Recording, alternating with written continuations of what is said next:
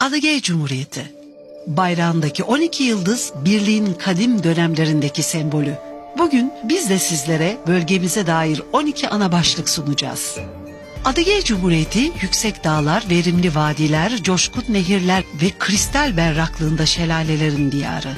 Çerkesler yani Adıgeyler, onların ataları bu bereketli topraklarda binlerce yıldır yaşıyor. Burası antik çağlarda metal işleme merkezi olarak doğdu ve burada muhteşem dolmenler inşa edildi. Batı Kafkasya, dünyada tarımın ve meyveciliğin ilk gerçekleştirildiği bölgelerden. Bugün biz tarihimize değer veriyor, atalarımızdan miras kalan geleneklerimizin kıymetini biliyor ve geleceğe güvenle bakıyoruz. Çağdaş Adıgey Cumhuriyeti, Rusya Federasyonu Güney Federal Bölgesi'nde yer alan bir konumdadır. Cumhuriyetin başkenti Maykop kentidir. Bölgenin başlıca zenginliklerinden biri de coğrafi konumudur. Karadeniz'in turistik sahil bölgesine, Tuapse, Novorossiysk, Kerç gibi limanlarına ve diğer kentlerine konforlu ve kısa bir sürede ulaşılmasını sağlayan federal kara ve demir yolları Adıgey'den geçiyor. Adıgeysk kenti yakınlarında ise Krasnodar Krayı Paşkovski Havalimanı yer alıyor.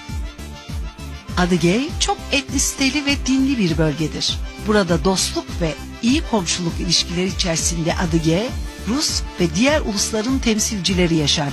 Toplamda Cumhuriyet'te yaklaşık 454 bin kişi yaşıyor ve üretiyor. Nüfusun çoğunluğu Hristiyan Ortodoks ve İslam dinine inanıyor. Adıgeyler ise Sünni Müslümanlar. Komşunun inancına saygı duymanın getirisi Adıgey'deki barış ve refah ortamıdır. Adıgey, Rusya'nın bozulmamış doğal güzelliği, ılıman iklimi, temiz suyu ve bol güneşli günleriyle ünlü 250 ekolojik ve temiz bölgelerden biridir. Cumhuriyet topraklarının %40'ından fazlası ormanlarla kaplıdır. Bir dizi doğal masif alan UNESCO'nun koruması altındadır. Farklı iklim bölgeleri sayesinde birkaç saat içerisinde yazdan kışa geçerek zirveleri bembeyaz dağ şahikaları, alpik çayırlar ve güneşli vadiler görebilirsiniz. Adıgey'in tabiat iklim şartları tarımın gelişimi, orman ürünlerinin işlemesi ve rekreasyon açısından elverişlidir. Cumhuriyette doğalgaz ve cevheri olmayan materyaller çıkartılmakta olup, bölgenin özel zenginliği yeraltı maden suyu kaynakları ve termal sulardır. Eğitim ve bilim Adıgey'in başarılı gelişiminin temelidir. Adıgey Devlet Üniversitesi ve Maykop Devlet Teknik Üniversitesi, Cumhuriyet'in geleceğini formülize ediyor. Bu üniversitelerde Rus ve yabancı öğrenciler okuyor. Adıgey'de benzersiz bir fen matematik okulu kuruldu. Bu okulun öğrencileri defalarca uluslararası olimpiyatlarda birinci oldu. Cumhuriyetteki bilim merkezlerinde özenle tarihimiz, ana dilimiz ve kültürümüz muhafaza ediliyor. Ayrıca tarımın ve doğanın koruması eşliğinde gelişimine özen gösteriliyor. Adıgey Cumhuriyeti kültürü bölgenin zenginliği ve gururu. Topraklarımızda erken Batı Kafkas medeniyetinin şahidi çok sayıda antik artefakt bulunuyor. Dünyaca ünlü bronz çağı Maykop kültürü anıtları, Adıgey höyükleri, hazineleri Rusya'nın en iyi müzelerinin eseri oldu. Geleneksel sanatlar ve kültürün korunmasına özel itina gösteriliyor. Adıgey bir spor bölgesi olarak da kabul edilir. Atletlerimiz çeşitli spor dallarında prestijli uluslararası musabakaların galipleri. Cumhuriyetimiz 20. yüzyılın en iyi antrenörü Koblu Yakup tarafından kurulan tüm dünyaca ünlü judo okulu ile onur duyuyor. Bu yüksek başarının temeli kitle sporlarının gelişimi. Bu yüzden Cumhuriyetimiz her yıl yeni spor merkezleri inşa ediyor. Adıgey, olağanüstü tabiatı, eşsiz manzaraları ve tarihi eserleriyle tüm dünyadan turist çekiyor. Bölgenin cazibesi her yıl artmakta.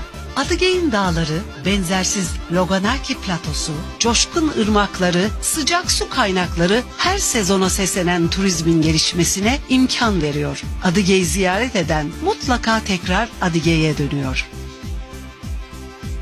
Cumhuriyette tarım, yoğun teknolojik gelişim ve yeni yaklaşımlara dayanmaktadır. Adıgey'in verimli buğday alanlarına elma bahçeleri, sebze ve meyve bahçeleri de eklendi. Sera kompleksleri ve modern teknolojik depolama gelişmekte. Geleneksel tarım ve ardından gelen yenilikçilikle çiftçiler yoğun bir şekilde yaklaşık 2000 hektar arazide meyvecilik yapmaya başladı. Bölgede geleneksel olarak ahşap ve gıda sanayi gelişimi göstermekte. Dikkat çekici gastronomik trend ise Cumhuriyet'teki işletmelerce üretilen Çerkez peyniridir. Süt ürünleri, ayçiçek yağı ve maden suyu üreten işletmeler ayrıca ürünlerin kalitesiyle de ünlüdür. Cumhuriyet'te makine üretimi de yapılır. Adıgeyi malı redüktör ve manipülatörler Rusya genelinde ünlüdür ve yurt dışına da sevk edilir. Adıgey'deki sanayi üretimi uluslararası standart ve kaliteyi aratmaz. Adıgey tüm yatırımcıları karşılıklı kazanç içeren işbirliğine davet etmekte. Cumhuriyet'te devlet garantisiyle öncelikli proje tercihlerine olumlu bir yatırım ortamı oluşturulmuştur. Cumhuriyet'in günümüz yatırım portföyünde yaklaşık 720 milyon dolar yani 47 milyar rublelik 31 anlaşma bulunmakta. Bölgeye demir atmış yatırımcılar ise sürdürülebilir bir yatırım politikasının olduğunu göstermektedir. IKEA firması Cumhuriyet'te büyük bir proje yürütüyor. Rosatom ülkenin en güçlü rüzgar enerjisi tesisini Adıgey'de kuruyor. Endüstri parklarının oluşturulması da yatırımların çekiciliğine katkıda bulunuyor. Adıgey Cumhuriyeti karşılıklı çıkar temelli işbirliğine sizleri davet ediyor.